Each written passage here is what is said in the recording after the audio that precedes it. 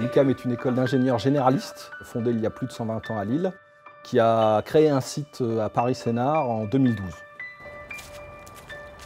Les ingénieurs ICAM opèrent principalement en entreprise dans des fonctions de production, de maintenance, de qualité. Et la santé et la sécurité au travail est primordiale dans ces fonctions. Et donc nous avons jugé utile de renforcer nos actions sur la santé et sécurité au travail.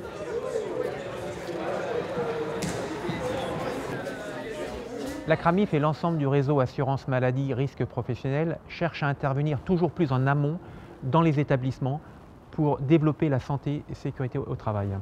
Le fait d'intervenir dans une école d'ingénieurs permet de former les ingénieurs qui demain seront chefs d'entreprise, directeurs et pourront donc insuffler cette culture santé et sécurité au travail au sein de leur entreprise. La culture sécurité, c'est vraiment quelque chose qui est important dans les entreprises aujourd'hui. Il est important que cette culture de l'analyse des risques soit déjà intégrée avant même de rentrer dans l'entreprise.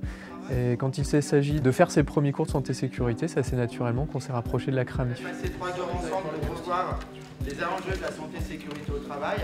On a repris notre référentiel de nos programmes. La CRAMIF nous a présenté le référentiel BEST.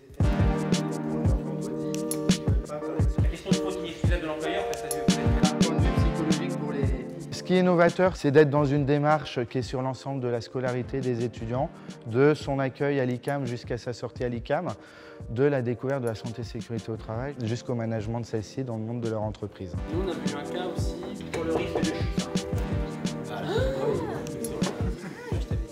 Je pense que la formation à l'ICAM en partenariat avec la CRAMIF a vraiment été intéressante et ludique. On a eu une première partie plutôt théorique, puis rapidement des études de cas à l'école sur des scénarios. Et ensuite, quand on est retourné en entreprise, on a pu mettre en application ce qu'on a vu. La définition d'un risque. Est-ce qu'il y en a un qui est capable de définir? On peut se poser la question sur ce qu'est un danger et ce qu'est un risque. Je suis apprenti ingénieur maintenance et logistique. Je travaille au service maintenance des bâtiments et des véhicules au sein de Transdev d'Arjuro. Donc c'est un service qui touche énormément d'éléments dans l'entreprise, aussi bien la maintenance des véhicules et des bâtiments, et aussi la partie management avec la gestion d'équipe. On encadre une équipe d'une bonne vingtaine de personnes sur 3 sites différents.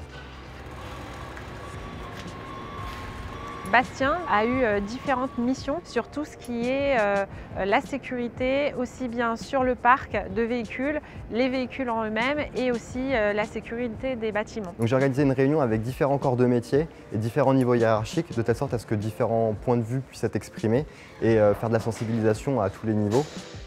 La grille GPST que nous a présenté Bastien, ce qui était très intéressant, c'était pour nous l'occasion d'avoir un regard extérieur sur ce que faisait déjà l'entreprise et nous a permis d'avoir un système de notation, de confirmer certaines des actions que nous avions mis en place et a pu nous rappeler à l'ordre sur certaines actions qui avaient pu être oubliées car considérées non prioritaires par le CHSCT lors des différentes analyses d'accidents que nous avions menées. L'année dernière, j'étais sur 6000 cases.